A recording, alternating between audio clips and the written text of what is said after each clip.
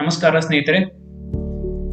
ಇವತ್ತು ನೀವು stock market ಅಲ್ಲಿ ಇನ್ವೆಸ್ಟ್ ಮಾಡಬೇಕಾದ್ರೆ ಫಂಡಮೆಂಟಲ್ಸ್ ಅಂಡ್ ಟೆಕ್ನಿಕಲ್ಸ್ ನೀವು ಸ್ಟಡಿ ಮಾಡೋಕ್ಕಿಂತ ಮುಂಚೆ ನೀವು ಎಬಿಡ್ದ ಮತ್ತು ಫ್ಯಾಟ್ ಅಂತ ಒಂದೆರಡು ಟರ್ಮ್ಸ್ ಅನ್ನು ನೋಡಿರ್ಬೋದು.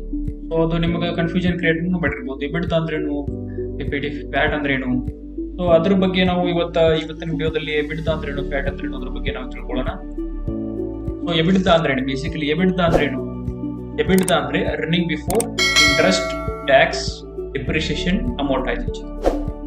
ಅಂದ್ರ ಎಬಿಡ್ದ ಒಳಗೆ ಏನಿರ್ತದೆ ಅಂದ್ರೆ ಯಾವ್ದೋ ಒಂದು ಕಂಪನಿ ಅದು ಅರ್ನ್ ಮಾಡಿರ್ತೈತಲ್ಲ, ಅಂದ್ರೆ ಅದಿನ್ನ ಇಂಟ್ರೆಸ್ಟ್ ಕೊಡೋಕ್ಕಿಂತ ಮುಂಚೆ, ಟ್ಯಾಕ್ಸ್ ಕೊಡೋಕ್ಕಿಂತ ಮುಂಚೆ, ಡಿಪ್ರಿಸಿಯೇಷನ್ ಅಕೌಂಟಿಂಗ್ ಅಂಡ್ ಅಮೋರ್ಟೈಸೇಷನ್ ಇವೆಲ್ಲ ಅಮೌಂಟ್ ಕೊಡೋಕ್ಕಿಂತ ಮುಂಚೆ ಅದು ಎಷ್ಟು ಅಮೌಂಟ್ ಅರ್ನ್ ಮಾಡಿರ್ತದಲ್ಲ ಕಂಪನಿ, ಅದೆಷ್ಟು ಏನಂತ ಅದಕ್ಕೆ ಎಬಿಡ್ದ ಅಂದ್ರ ಎಷ್ಟು ಒಟ್ಟು ಆದಾಯ. ಇನ್ನು ಅದು ಟ್ಯಾಕ್ಸ್ ಕಟ್ಟಿರೋಂಗಿಲ್ಲ, ಇಂಟ್ರೆಸ್ಟ್ ಪೇ ಮಾಡಿರೋದಿಲ್ಲ, ಅಮೋರ್ಟೈಸೇಷನ್ ಮತ್ತೆ ಡಿಪ್ರಿಸಿಯೇಷನ್ ಕೊಟ್ಟಿರ್ತಲ್ಲ, ಅದಕ್ಕಿಂತ ಮುಂಚೆ ಎಷ್ಟು ಒಂದು ಕಂಪನಿ ಆದಾಯ ಗಳಿಸ್ತಲ್ಲ ಅದಕ್ಕೆ ಎಬಿಡ್ದ. ಸೊ ಹಾಗಾದ್ರೆ ಇದು ಅದರ ಡೆಫಿನಿಷನ್. ಎಬಿಡ್ದ ಅಂದ್ರೆ earning before interest, tax, depreciation and amortisation, and it is a measure of company's overall financial performance, and it is used as an alternative to net income in some circumstances. ಅಂದ್ರೆ ಇದು ರಫ್ಲಿ ಇದ್ರದ income ಹೇಳ್ತೈತಿ, but exactly company ಎಷ್ಟು income ಐತಿ ಅನ್ನೋದು ಇದು ಹೇಳೋದಲ್ಲ. ಯಾಕಂದ್ರೆ ಇನ್ನದು ಏನ್ ಕೊಡ್ಬೇಕಾದ ಅಮೌಂಟ್ ಬೇರೆದವ್ರು ಕೊಟ್ಟಿರೋದಿಲ್ಲ, ಇನ್ಕಮ್ ಟ್ಯಾಕ್ಸ್ ಕೊಟ್ಟಿರೋದಿಲ್ಲ, ಇಂಟ್ರೆಸ್ಟ್ ಕಟ್ಟಿರೋದಿಲ್ಲ, ಡಿಪ್ರಿಸಿಯೇಷನ್ ಅಂದ್ರೆ ಬೇರೆ ಕಟ್ಟಿರೋದಿಲ್ಲ.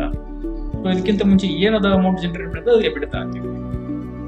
ಸೊ ಇನ್ನೊಂದು ಬರ್ಬೋದು, ಇಲ್ಲಿ ಡಿಪ್ರಿಸಿಯೇಷನ್ ಮತ್ತು ಅಮೋರ್ಟೈಸೇಷನ್ ನಿಮ್ಗೆ ಇನ್ಕಮ್ ಟ್ಯಾಕ್ಸ್ ಇದು ಇಂಟ್ರೆಸ್ಟ್ ಕೊಡ್ತಾಯಿತ್ತು ಮತ್ತು ಟ್ಯಾಕ್ಸ್ ಕೊಡ್ತಾಯಿತ್ತು. ಅಂದ್ರೆ ಡಿಪ್ರಿಸಿಯೇಷನ್ ಮತ್ತು ಅಮೋರ್ಟೈಸೇಷನ್ ಅಂದ್ರೆ ಇದು ಹೊಸ ಟರ್ಮ್ಸ್. ಅದು ಏನಪ್ಪ ಇದು ಡಿಪ್ರಿಸಿಯೇಷನ್ ಮತ್ತು ಅಮೋರ್ಟೈಸೇಷನ್, ಅದ್ರ ಬಗ್ಗೆ ನಾವು ಸ್ಟಡಿ. ಡಿಪ್ರಿಸಿಯೇಷನ್ ಅಂದ್ರೆ ಸಿಂಪಲ್ ಕನ್ನಡದ ಮೀನಿಂಗ್ ಸವಕಳಿ, ಅಂದ್ರೆ wear and tear.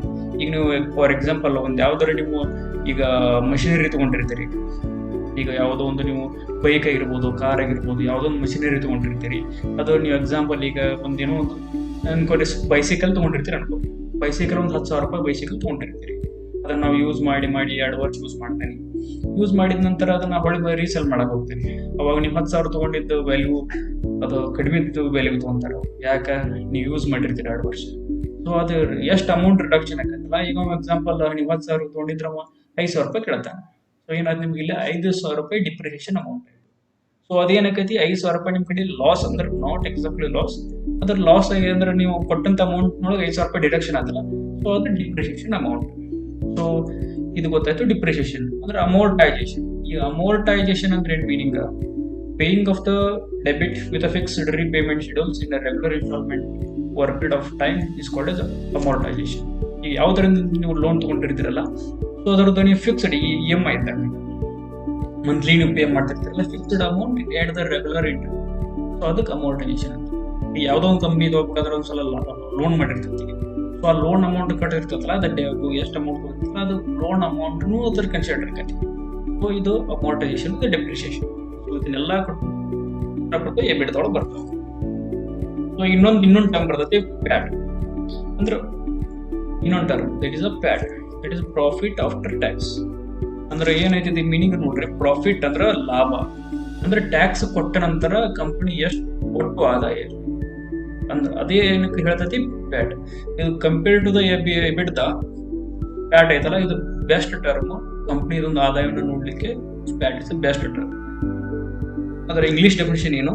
The graph usually shows how the net profit of the company stand and reduced due to the impact of the interest, depreciation and tax. ಅಂದ್ರ company total ಎಷ್ಟು profit ಅನ್ನು stand ಮಾಡ್ತತಿ, ಎಷ್ಟು ಗಳಿಸ್ತತಿ, ಅದು ಯಾವಾಗ interest, depreciation, tax ಇವನ್ನೆಲ್ಲ ಕೊಟ್ಟ ನಂತರ ಒಟ್ಟು ಆದಾಯ ಕಂಪನಿ ಎಷ್ಟೈತಿಲ್ಲ ಅದು ಹೇಳ್ಬೋದು ಒಟ್ಟು. ಅಂಡ್ ಪ್ಯಾಟ್ ಏನಾರ ಕಂಪನಿ ಇತ್ತು ಅಂದ್ರೆ ಅದು ಬೆಟರ್ ಟರ್ಮ್. ಏನ್ರ ನೀವು ಕಂಪನಿ ಬಗ್ಗೆ ಇನ್ವೆಸ್ಟ್ ಮಾಡತ್ತೀರಿ ಅಂದ್ರೆ ಎಬಿಡ್ದ ನೋಡೋಕ್ಕಿಂತ ಮುಂಚೆ ಫ್ಯಾಟ್ ಅನ್ನು ನೋಡ್ರಿ. ಏನ್ರ ಫ್ಯಾಟ್ ಕಂಟಿನ್ಯೂ ರೈಸ್ ಆಗತ್ತಿತ್ತು ಅಂದ್ರೆ ಕಂಪ್ನಿ ಒಳ್ಳೆ ಆದಾದಾಗೈತಿ, ಅದು ಬೆಸ್ಟ್ ಕಂಪ್ನಿ, ಅದ್ರ ಮ್ಯಾಗ ಇನ್ವೆಸ್ಟ್ ನೀವು ಆರಾಮ್ಸೆ ಮಾಡ್ಬೋದು. ಇವತ್ತು ನಾವು ಎಕ್ಸಾಂಪಲ್ ತಗೊಳ್ಳೋಣ. ಅಂದ್ರೆ ಅರವಿಂದ್ ಟೆಕ್ಸ್ಟೈಲ್ ಇದು ನಂಬರ್ 1 ಇಂಡಿಯನ್ ಟೆಕ್ಸ್ಟೈಲ್ ಕಂಪ್ನಿ. ಅದ್ರದ್ದು ಅನಾಲಿಸಿಸ್ ನಾವು ಟೆಕ್ನಿಕಲ್ ಅನಾಲಿಸಿಸ್ ನೋಡೋಣ. ಈಗ ಟೆಕ್ನಿಕಲ್ ಅಂಡ್ ಫಂಡಮೆಂಟಲ್ ಅನಾಲಿಸಿಸ್. ಈಗ ನೀವು ನೋಡ್ಬೋದು ಇಲ್ಲಿ ಎಬಿಡ್ದ ಇದೆ.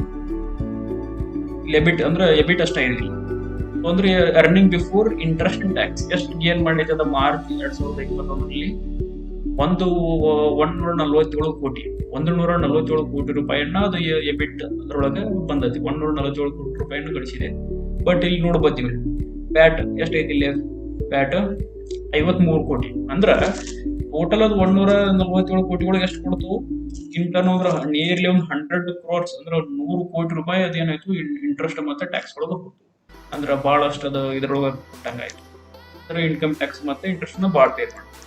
ಅದೇ ರೀತಿ ನೀವು ಇಲ್ಲಿ ನೋಡ್ಬೋದು, ಇಲ್ಲಿ ಜೂನ್ 2020 ಏನೈತಿ ಪ್ರಾಫಿಟ್ ಆಫ್ಟರ್ ಟ್ಯಾಕ್ಸಿಂಗ್ ಎಷ್ಟೈತಿ ಕಡಿಮೆ 95 crore ಲಾಸ್ ಇತ್ತು. ಅಂದ್ರೆ ಏನೈತಿ ಲಾಸ್ ಆಗಿತ್ತು. ಮಾರ್ಚ್ 2020 18 ಕೋಟಿ ರೂಪಾಯಿ ಲಾಸ್ ಆಗಿತ್ತು. ಅದೇ ರೀತಿ ಇಲ್ಲಿ ಎಬಿಟ್ ನೋಡ್ಬೋದು ನೀವು, ಡಿಸೆಂಬರ್ ಒಳಗೆ ಏನೈತಿ 102 ಕೋಟಿ ರೂಪಾಯಿ ತೆಗಿತು.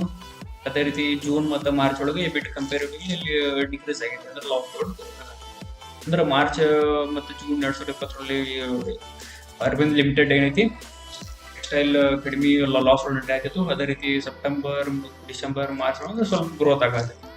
ಈಗ ಅದು ಲಾಸ್ ಇಂದ ರಿಕವರ್ ಆಗಿ ಗ್ರೋತ್ ಕಡೆ ಹೊಂಟೈತಿ. ನೀವು ಇನ್ವೆಸ್ಟ್ ನೀವು ಏನಾರ ಮಾಡ್ತಿದ್ರೆ ಮಾಡ್ಬೋದು.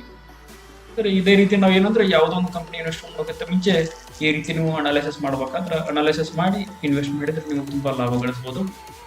ಅದೇ ರೀತಿ ಮುಂದಿನ ಒಂದು ಹೆಚ್ಚಿನ ಒಂದು ಅನಾಲಿಸಿಸ್ಗಾಗಿ ನಮ್ಮ ಒಂದು ಯೂಟ್ಯೂಬ್ ಚಾನಲ್ನ ಸಬ್ಸ್ಕ್ರೈಬ್ ಮಾಡಿರಿ, ಶೇರ್ ಮಾಡಿರಿ.